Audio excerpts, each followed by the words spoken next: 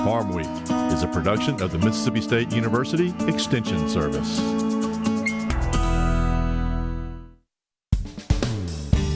Today on Farmweek, we're checking in on a new peanut project. See if peanuts from Texas will be the ticket to shortening the growing season in Mississippi. $57 billion will buy a lot of weed killer. See how Monsanto and Bayer are joining forces to help farmers increase yields and address food demand. The Food Factor has some egg-cellent tips on making the perfect hard-boiled egg. We'll tell you all you need to know to prepare this protein-packed snack. And along with keeping you safe, these firefighters are also amateur farmers. Learn what inspired them to start a vegetable garden right outside the fire station. Farm Week starts right now.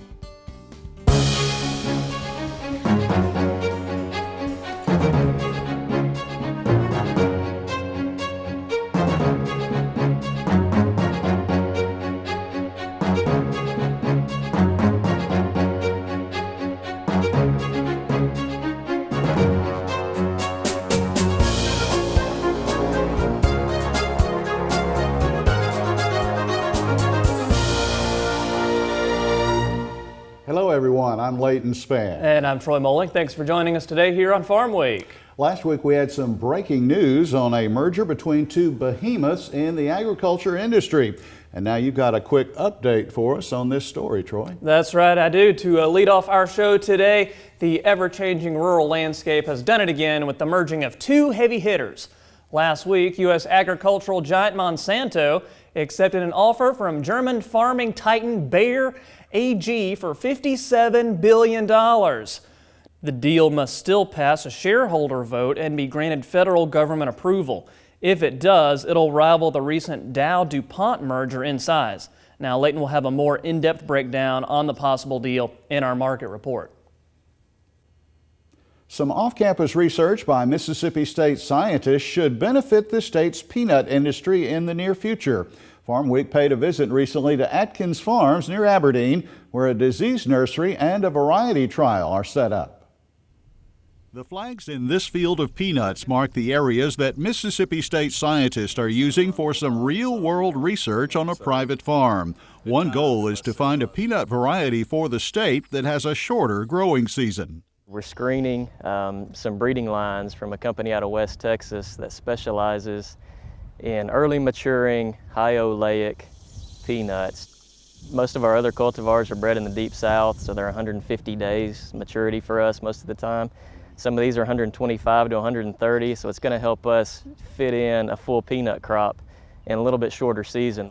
Farmer Alan Atkins is all for that. His family grows over 900 acres of peanuts here. He tells me an earlier maturing variety would definitely be better suited to the state and help all Mississippi farmers. You know, all the peanuts are designed and developed down in South Alabama and Georgia and Florida for, you know, a longer growing season. And sometimes, as long as we get them planted early here, they're good. But if you have a little late planting window, we sometimes get in trouble in the fall trying to get them out and harvested.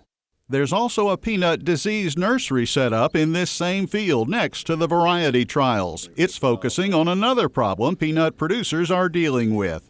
We're looking at primarily disease resistance in these varieties, and for a number of reasons, that part of the state seems to be heavy in disease, particularly foliar disease, so it's going to give a worst case scenario kind of test on some of these varieties, just so we know by the time we release them out to the public, they're going to be suitable for Mississippi production. We're hoping, you know, we can get some good research here and some positive response out of the plot there where we can go forward with it in the future.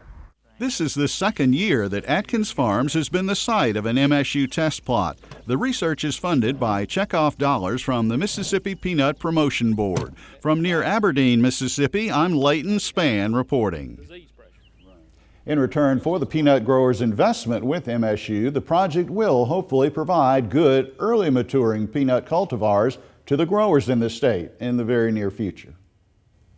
If you need 300 different ideas for cooking rice, then put Mississippi's annual rice tasting luncheon on the calendar. Since Bolivar County is the state's #1 rice producing county, it seems fitting to hold the event there. The luncheon showcases hundreds of locally prepared rice dishes to celebrate Mississippi's rice industry. Farmweek's Amy Taylor Myers reports from Delta State University. To get the most out of your experience at the Rice Tasting Luncheon, don't be late. Mississippi State University Extension Agent Laura Jacalia says folks show up an hour early for this event, which celebrates one of the state's top commodities. This is just a way for us to recognize our rice farmers and to recognize all of those who support the rice industry. We have various Delta area restaurants that contribute rice dishes. Many rice dishes are here today, not just from returning restaurants, but also new ones. So we're very glad to have those participate this year. And our Delta Rice Promotions booth is set up as well. So we're selling our t-shirts like the one I'm wearing now. We're selling our cookbooks and also some bumper stickers. Annually, Bolivar County ranks as the #1 rice producing county in the state of Mississippi.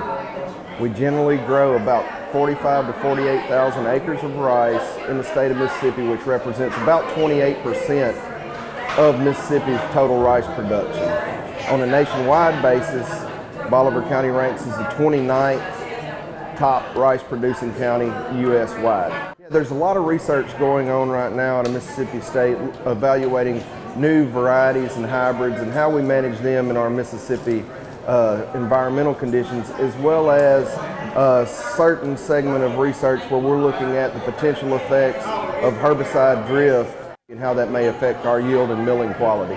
Dr. Golden says about 81% of rice consumed in the United States is also grown in the United States. He encourages consumers to always check for the USA label when purchasing rice. From Delta State University's Walter Sillers Coliseum, I'm Amy Taylor Myers reporting. This year marked the 26th year in a row for the event. That's a lot of rice. It certainly is. Hard-boiled eggs are the perfect food for a quick, nutritious snack or to make a nice complement when chopped up and added to a salad.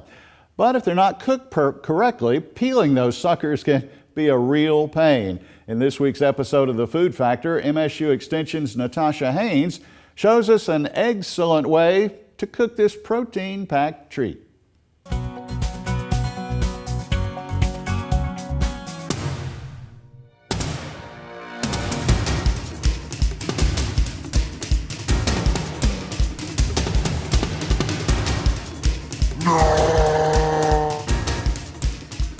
Jojo, what are you doing? I'm peeling an egg. You know there's an easy way to do that. What? Yes, I can show you how to take the shell right off. Struggling to remove sticky, crumbling shells from hard-boiled eggs can try anyone's patience until you learn this easy solution. To boil extra-large eggs, place in the bottom of a saucepan or a large pot and fill with cold water. Make sure they are fully submerged with at least an inch of water above the eggs. Turn on the heat and bring water to a boil. Now, remove from heat and cover with a lid. Set a timer for 15 minutes and let the eggs sit. When the time is up, carefully remove eggs and place them into a bowl of ice water to cool for 2 minutes. The eggs should then be much easier to peel the shell off. So why does it look so green? That's simple, Jojo. You just overcooked it. Well, Wait. Next time, just use a timer. Thank you. It's time to make healthy food a factor in your life. Natasha says make a dozen hard-boiled eggs at once for a great snack on the go throughout the week. We're officially into fall, and if you looked up, you may have noticed a precursor to the new season. You probably saw it, a bright full moon that seemed to take up the entire sky. It was visible across much of the world. It's called the harvest moon, and it's the full moon that occurs closest to the autumnal equinox. So where did it get the name harvest moon? Well, it's pretty simple. It's called the harvest moon because many farmers are beginning to harvest crops, and the supermoon provides extra light for farmers to see and work later into the night. So Leighton, did you see the harvest moon? What did you think? I did. Wasn't it beautiful? It was great. It was hard not to look at it. I It was know, so it was beautiful. very, very nice. So hope everybody got a chance to see that. And we have the market report now coming up. What's in store for us today? Well, Troy, the use of corn to make motor fuel drops just a bit. Also ahead, the large U.S. soybean crop is a drag on prices. Export demand may be able to hold the floor under the cotton price picture as volatile trading in the cattle sector mandates some price protection for producers. We begin this week, though, in row crops, where traders say the trend is down for soybean prices. Jackson futures broker Nolan Cullen says the monthly USDA numbers over 10 days ago offered no real surprises as far as beans. We have a very large soybean crop. The trend is down.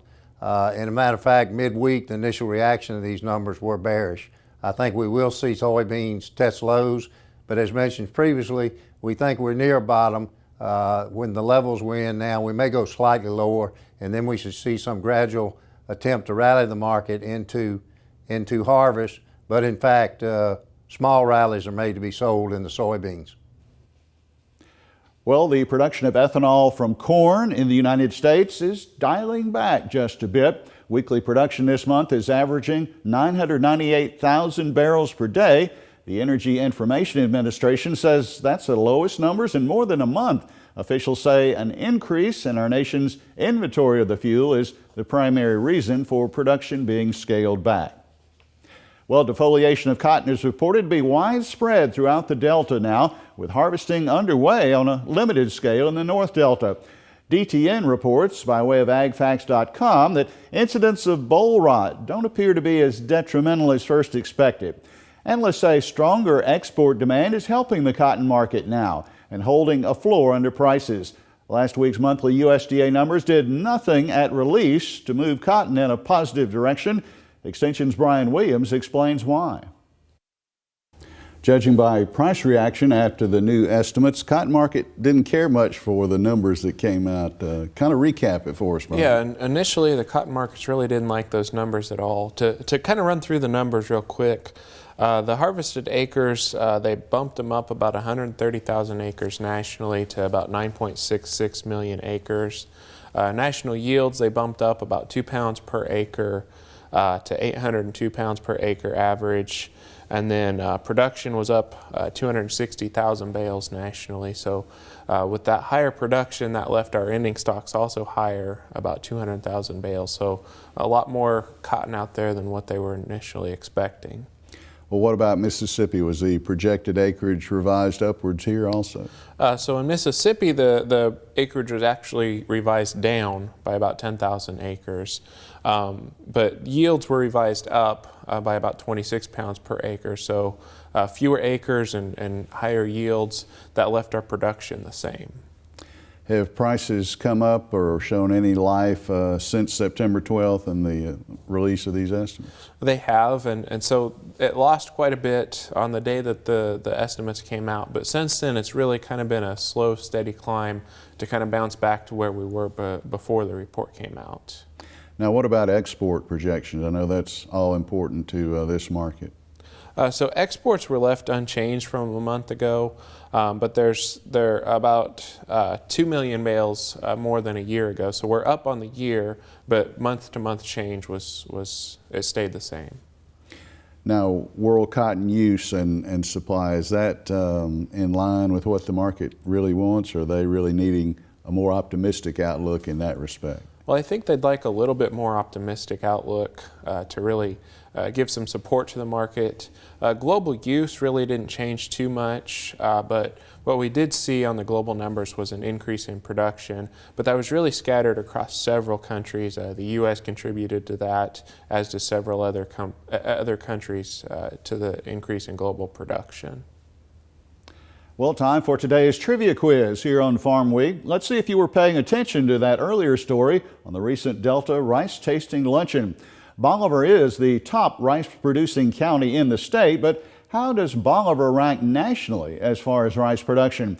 Is it number 5 among all rice-producing counties, or number 16, or number 29, or number 37 nationwide? We'll have that answer coming up for you. We're going to pause for a short break, but don't go anywhere. Still ahead, Leighton tells you why the latest cattle news includes some price protection for producers. And we'll meet a group of firefighters with what some may call an unlikely hobby. They're trying their hand at vegetable gardening. They'll tell you what they grow and how the project has got the community talking. We're back after this. Each year, many Mississippians are seriously injured or killed when farm tractors overturn. One cause of these accidents is improper hitching. If a tractor is hitched at any point above the drawbar, it can flip over backwards. Never hitch a tractor using the bar between the 3-point hitch upper and lower links or at the top link attachment point. The stationary drawbar is the only safe location for tractor hitching. A message from the Mississippi State University Extension Service. Now it's the time when we shine the light on the families, farmers, and leaders that make Mississippi State University Extension one of the nation's best. Here's your Extension Spotlight. The Jamie L. Whitten Plant Materials Center was the site of a wildlife field day.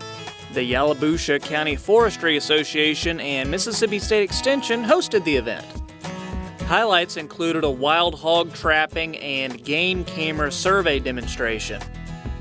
There were also discussions regarding the latest in land use and food plots. Over 30 people from a variety of backgrounds were in attendance. You may recall the recent Farmweek Hogumentary that examined the dangers and damage associated with the wild hog problem threatening Mississippi. Those who came out to the field day said the event was important in helping them understand the right way to trap the animals. This was the first wildlife field day held in Yalobusha County since 2008. Organizers hope to hold the event every couple of years to update the public on new wildlife advancements and technology. If you have an event to tell us about, let us know, and it may show up on our next Extension Spotlight.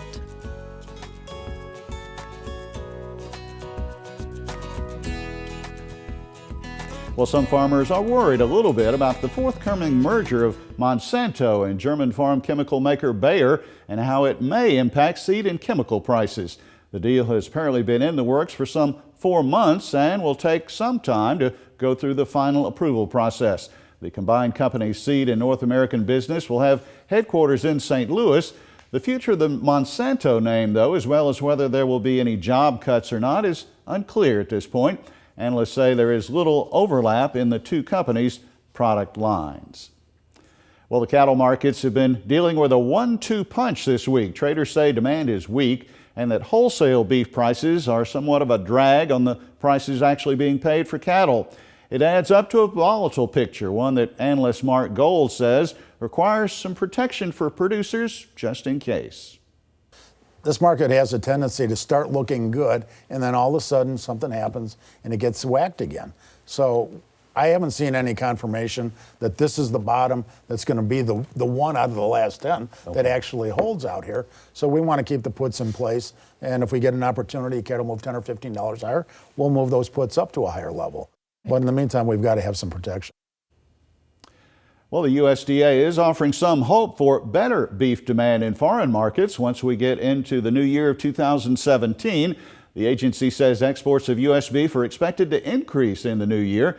Government economists believe a combination of expanding production and declining wholesale prices will set the stage somewhat for more foreign sales. The strong dollar this year has helped to dampen foreign demand for U.S. beef overseas. Well, back to our trivia quiz now as we wrap things up here this week for the markets. It is National Rice Month, and the answer to our rice-related question is C. Bolivar is ranking 29th among all U.S. rice-producing counties.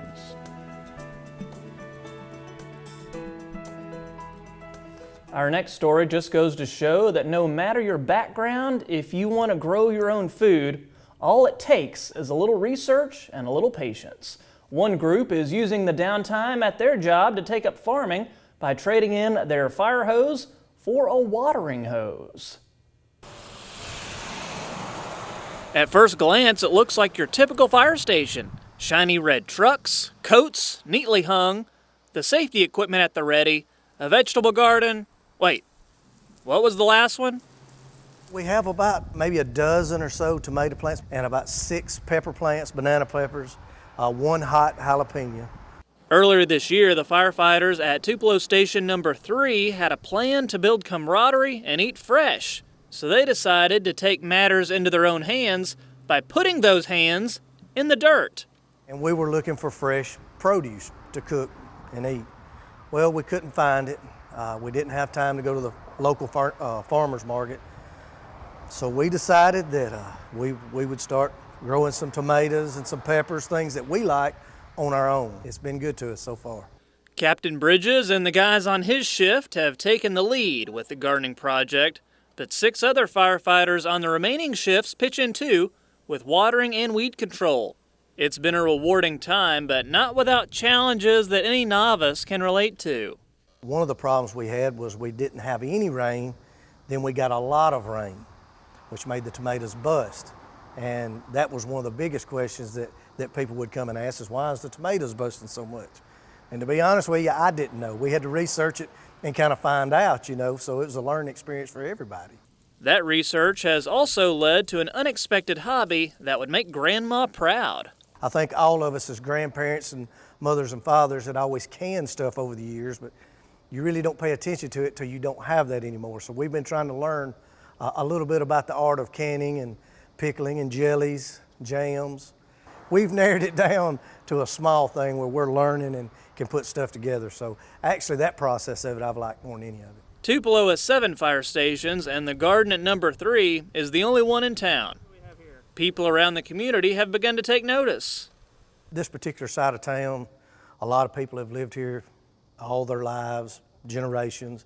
We have people come by, they look at our garden, they ask us about our garden. We're in the grocery store and in different places like that. As long as I've been here, we've had a group of men that play dominoes here on occasion. And I think those men try to tend to it when they come up here, because most of the time they'll come late in the afternoons, and every single one of them will walk through that garden and they love it. And while they're becoming gardening gurus, the guys hope the only fire they'll be fighting will come from eating too many jalapenos. I know one of the guys on the other shift, there's not a lot of jalapeno eaters, especially hot ones, but he loves them. I mean, he absolutely loves them. And he puts a hurting on them.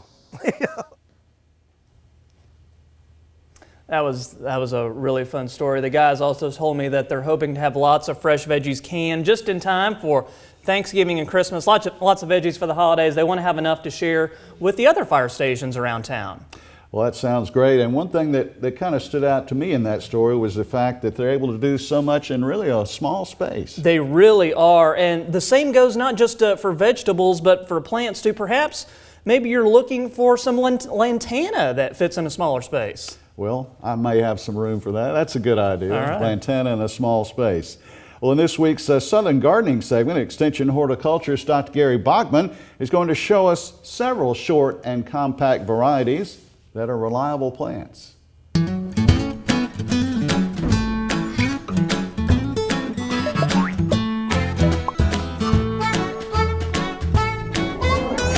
When we're in the heat of the summer, it's hard to beat lantana for hot summer color. Come on, let's take a look at some of my new finds. Lantana is available in a variety of sizes and colors. Larger selections will grow up to 42 inches tall, and these bigger plants do require pruning to keep neat and tidy. I've become a big fan of the smaller statured lantana selections. They're great for mass ground cover planting or used as border edging. Let's take a look at good choices for your full sun landscape. Lucky Red Lantana features showy groups of flowers in vibrant red with orange overtones and golden yellow centers. Like all lantana, this plant blooms from midsummer through the fall season. Another good-looking group of compact lantana are the South Beach selections.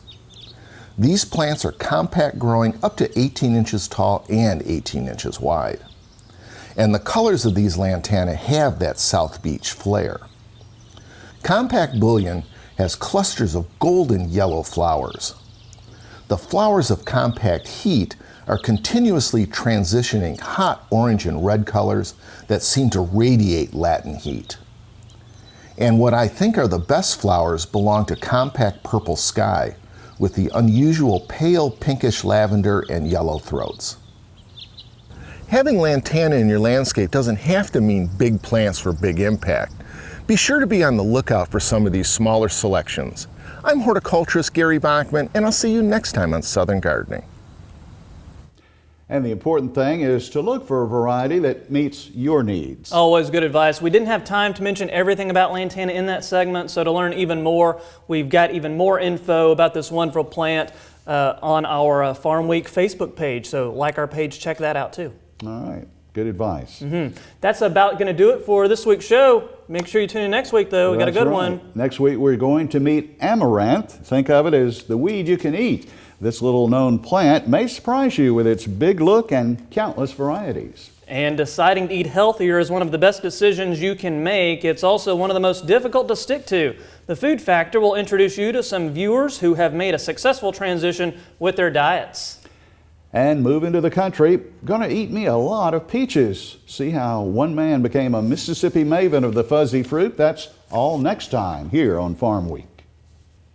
All right, well, thanks so much for joining us this week. I'm Troy Moling. And I'm Leighton Spann. Remember, if you missed a story, you can find past episodes of Farm Week under the Shows tab on our website, extension.msstate.edu. And don't forget, like us on Facebook, follow us on Twitter, join in on the conversation. We'll see you next week.